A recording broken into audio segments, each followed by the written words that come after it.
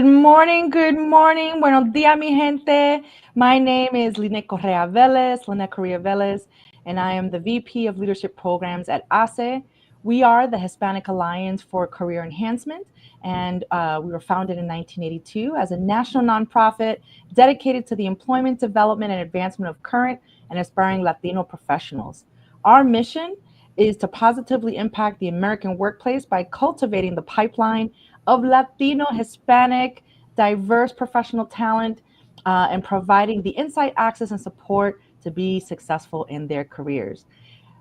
Mi gente, today is the last cafecito of the year. I can't even believe it.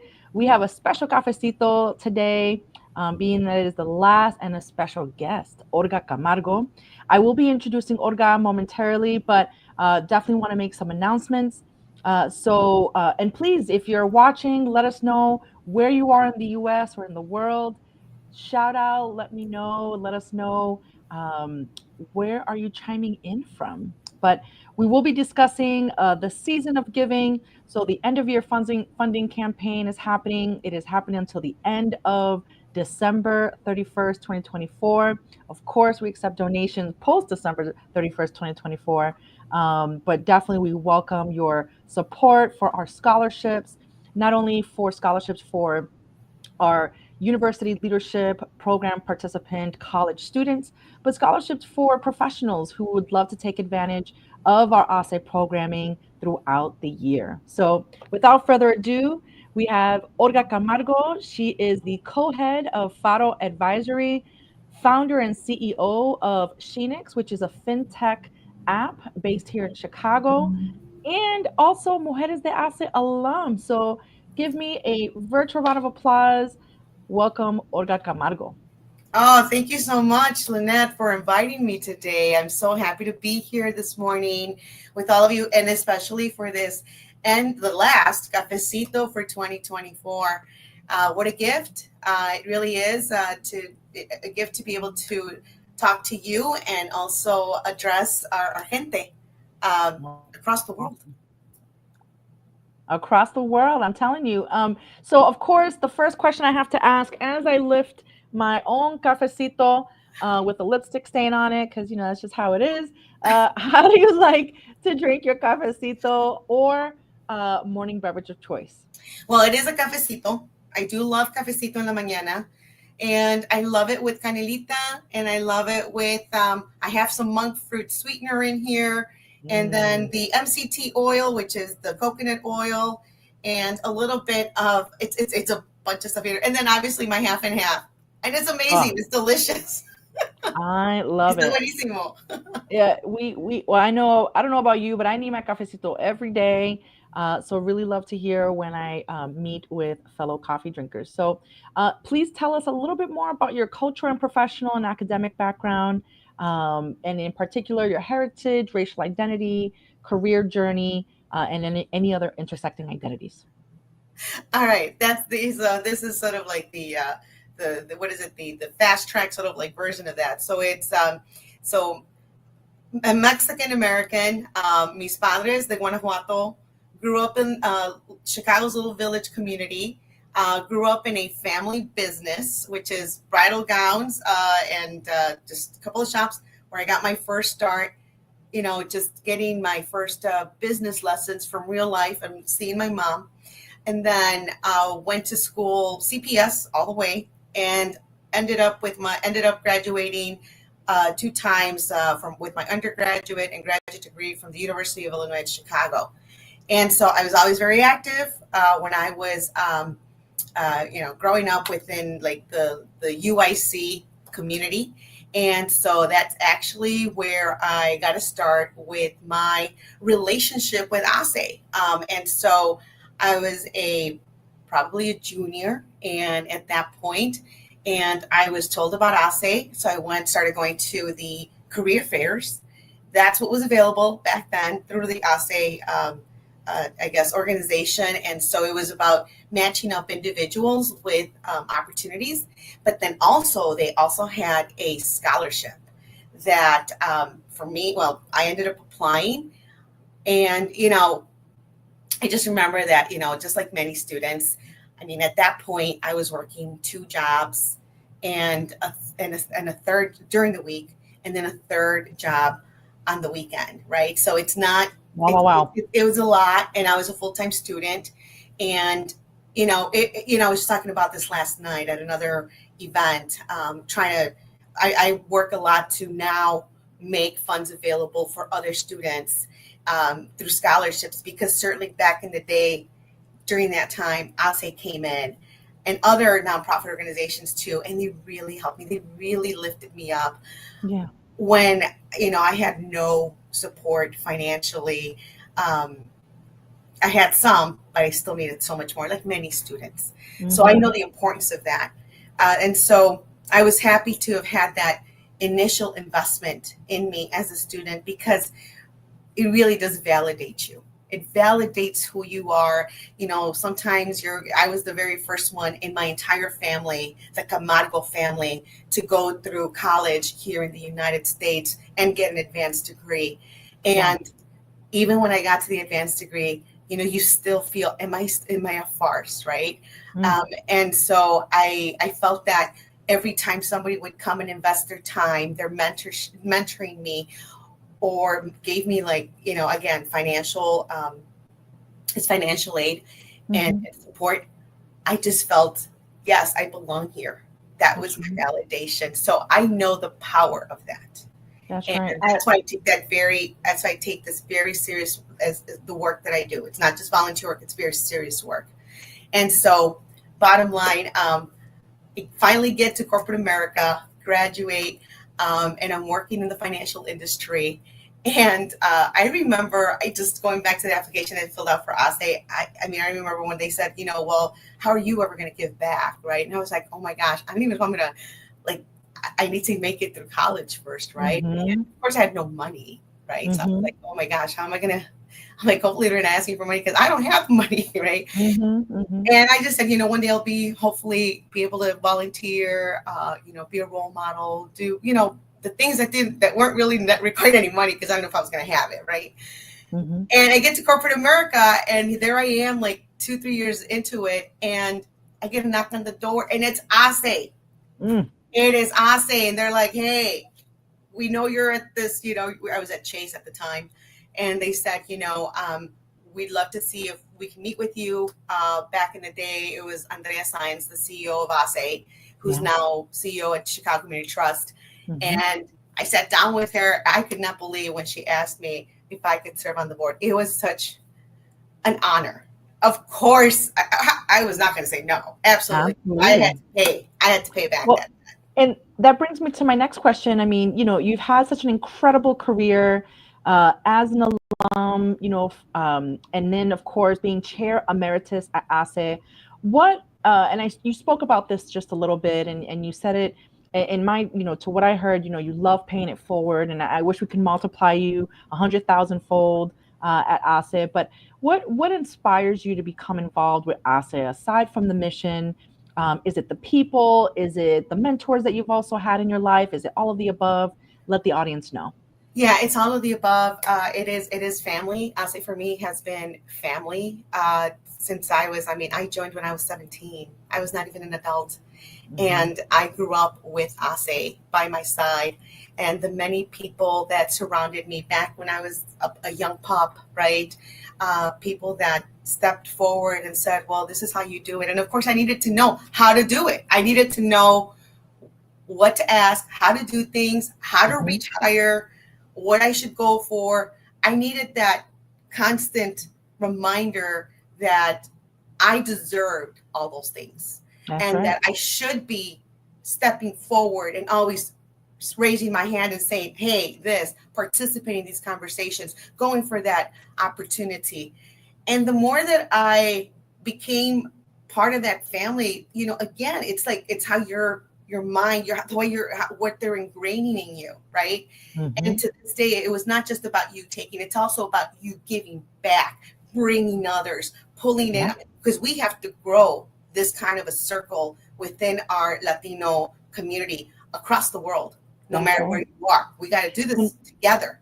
together, and you are such an amazing example of lifting as you climb. Tell us a little bit more about SHENIX. Yeah, sure. So again, the people at ASE, and by the way, my entire career, even up to this executive level, role, I have been very blessed because ASE has been with me. I'm telling you, every step of the way, and it's a lot of the amazing people that I've met through ASE that also, helped me feel the confidence to move forward with SHENIX. So my co-founders are none other than the former Emeritus Board Chair, Juan Carlos Avila, who is currently also my business partner with the FARO Advisory Practice, where we manage retirement programs for employers and also for individuals. We serve as accredited investment fiduciaries. That was thank you to ASE. Thank you, ASE. We met on the board. And then obviously with Patricia Mota, who, again, it goes back to, why am I part of ASE? Because I believe in the leadership. Mm-hmm. I believe in what people are doing. It's innovative leadership. It's inclusive leadership. It's about being able to just say, look, we're going to be with individuals every step of the way. I believe it because it happened to me. That's exactly what happened. So I couldn't think of two better individuals to help me, co-found SHENIX. And that's because I knew from the space that they were coming from, we were in alignment with values. This is about doing something philanthropic. This is really a philanthropic FinTech app. When you go on to the Google Store or Apple Store, you get to download this for free, and you don't need a credit card, because that is the last thing I want anybody to feel like, well, I don't have a credit card, I guess I can't. No, then that, if I'm asking for a credit card and you don't have one, then how am I going to help you with your financial education? How am I going to help you? Right? How are we going to do? And please let us know. So folks can download SHENIX, spelled SHENIX, and then they sign up. And how does SHENIX support the members? Sure, absolutely. It helps give you a better understanding of financial terms. We have curated the information so that you have access to, demystifying things that you might hear, whether that's related to your 401k at your job. Go in there. You're like, well, what is this? ¿Qué es esto? Try to go in there, understanding also where you are with your net worth, understanding also what a mutual fund is versus an exchange traded fund. Going in and doing some financial planning. We actually have included for everybody that registers free financial planning software that you don't have to pay for. We're paying for that. I told you this is all philanthropic too. And actually for a lot of Latinas right now. Which means it's free for the people. It's for everybody. It's for everybody. But right now I've been having some Latinas contacting me. This applies to any mom, by the way, where they're trying to get their kid, right, their son, their daughter, whoever it is, to college, and they're like, well, I don't even know how much that university costs. You go into SHENIX, there's a section for financial planning. Go in there. It's called My Blocks. Go in there. My Blocks is basically all these blocks, and depending on what you're looking for, look for the one that is interesting, that you need information on. For certain Latinas, it'll be like this education one. Go in there. Type in the university, and it brings up what the tuition is. And you can also input at that point, hey, I've saved whatever money, this is the fund I have. And it tells you on there like, oh, by the second year, looks like I'm going to have to take a loan, right? For our son or daughter, whoever it is, we're going to have to take loans. So it gives you that opportunity to look at the different tuitions and how and where you're going to need to take loans out. And it gives you other kinds of resources there as well. So I hope that at least helps you make better informed financial decisions. And there's other things too, like how to buy a home. You're going to get a car. It's so many things on there, again, for free. I love it. Well, I'm a big fan. I'm a second generation financial literacy advocate. So big fan of the work that you're doing, both at FARO Advisory and at SHENIX. And, you've been named actually one of Chicago's most powerful Latinas. For you, how do you hope to continue to make an impact at ASE and or outside of ASE? Well, number one, I was named that thanks to ASE. So I want to make sure that, I give credit where credit is due. And certainly this was under, Patricia Mota. Again, I think it has to do with, what we try to create at ASE, which is, again, inclusive leadership, visionary leaders that are still coming through the ranks. And we love to help out those leaders. We have a junior board at ASE as well. I'm even though I'm not the Alina Morales, the national board chair, I'm the emeritus. I still get to sit in on these meetings. I still get to participate in discussions. And we're always in awe of the junior boards, this young generation that's coming, behind us and are being so, they participate so much at ASE, they author a lot of these new initiatives. And that's what we want to see. That's what we want to continue to promote, right? We want to continue to grow this leadership, because when we're done, they need to come in to these board seats, right? And we need to know that they are ingrained also with the values, with the firm core values that ASE has, which is inclusive of everyone, right? Beyond, I know it's a Hispanic Alliance for Career Enhancement, but we cater to everyone. Mm-hmm. Everyone is invited. Right. Everybody is included. It's just that in an initial time in ASE's history, there was a need for to have something for Latinos. But guess what? Now we have total market. Now we're helping out corporations do whatever they need to do with their particular groups there. So everybody's invited, like I said. And that is basically what we're seeing with a lot of our, volunteers coming through. They come from all walks of life, and we love it. I mean, music to my ears, Olga. We have some folks in the chat. They're saying that they already downloaded SHENIX. So I'm extremely excited to hear that. I know you are as well. Please continue to share it. And of course, folks, if you have any questions for Olga, please share that in the chat. I do see one question. If you can provide some clarification, Olga. Is FARO advisory available through the SHENIX app? Can you explain the difference between the two? So thank you for bringing that question up. This year, because SHENIX now has the ability to help you get access to opening up investment accounts at the brokerage level, which would be like an IRA, a Roth IRA, a solo 401k if you're a small business owner, a SEP IRA, again, if you're a small business owner. It had to be brought into the FARO advisory, under FARO advisory, because we are obligated to, disclose that we are working through SHENIX to do those things to the Securities and Exchange Commission. So it is now effective July 1st. It actually came in under the FARO advisory practice. But so anyway, if you wanted to reach out to me on either or, you can, follow me on LinkedIn, connect with me on LinkedIn. I will make sure to get back to you. Oh, wonderful. Thank you. And Olga, her LinkedIn profile link will be posted in the chat. So please reach out to Olga. My LinkedIn profile will also be posted. We have a few minutes left. Olga, is there any events or things you'd like to shout out? Let the folks know. Yeah, I think for the most part, I want to be able to just make a personal ask of everybody that's watching. I want you to, go into a mindset of being the very best version of yourself. It's not about being perfect. Don't do that. That's nonsense. It's about being the very best of yourself. First and foremost, with yourself, with your family, your loved ones, and also making sure that you understand that you deserve the best of this world. That's everybody's deserving of that. Know that if you're working towards your greatness, continue doing that. If you haven't started on that path, get on that path. Whatever that greatness looks for you, that's what you should be aiming for. Take time for yourself, right? Don't just work. Take time for yourself, your me time. I don't care if that's like,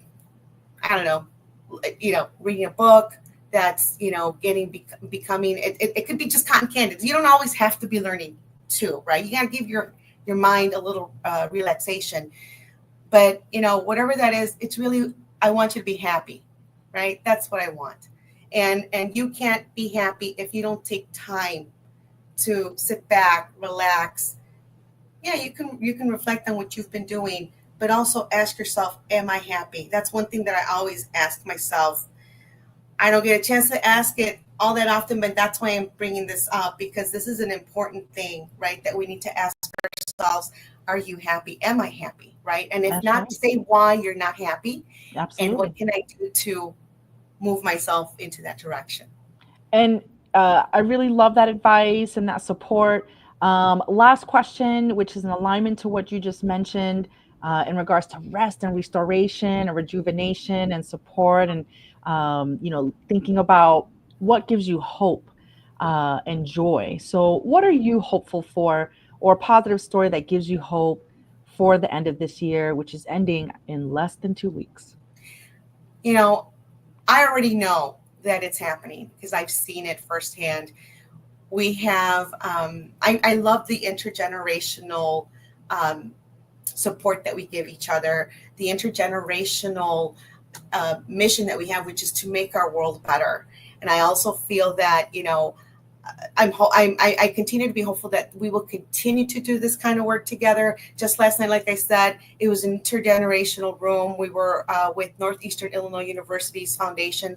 I'm the president of that board, and we were working collectively to impact students' lives, and students' lives from, again, students from, I didn't care if it was recently graduated students from high school to maybe, late 20s to 40-year-olds. It could even be as 50, because life happens in between. And we have to all understand that, I don't care where you are, if you're out there trying to do some leadership work, understand that people will be coming to you, whether they be older or younger, your age, that just know you are needed to be able to support them, and understand the importance of that. It's barriers, sometimes minimum barriers that we can remove, especially on the foundation side at NEIU.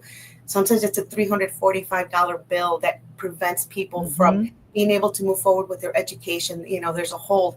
We remove that kind of hold, right? And that's just an example of what we are capable of doing, not just in that situation, but in other situations in life.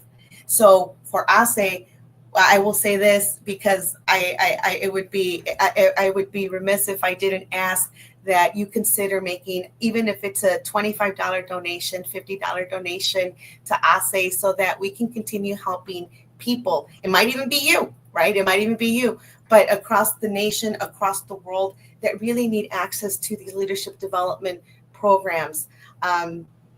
Removing those barriers, because you know what, everybody deserves to be on their journey to greatness. Absolutely. Very well said, Olga. Folks, please virtually applaud the amazing work that Olga is doing and the amazing work that she continues to do within the Chicago community and beyond at FARO Advisory and at SHENIX and at ASE. Thank you so much, Olga. Really appreciate you, and see you next year at Cafecito con ASE. Thank you all. Gracias.